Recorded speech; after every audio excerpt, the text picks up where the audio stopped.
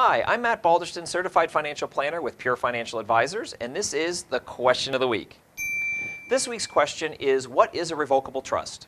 A revocable living trust is a legal document that allows you to transfer title of your assets to your heirs after you've passed away. If you just held assets individually and you passed away, you wouldn't be able to sign those assets over to your heirs because you're not here anymore. You would need to go to the courts, or your heirs would have to go to the courts and go through a probate process that's very expensive, very time-consuming, and is a completely public process. If you do a trust, there are three main people associated with it. The first is the grantor, that's the person that puts the assets into the trust.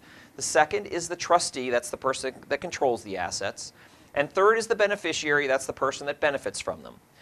In a revocable trust, you're pretty much all three people, so it doesn't change how you deal with your assets. You just have to fill out a few forms to get each of those assets titled into the trust once the trust exists. Another reason people like to have trusts is to try to help avoid in estate taxes.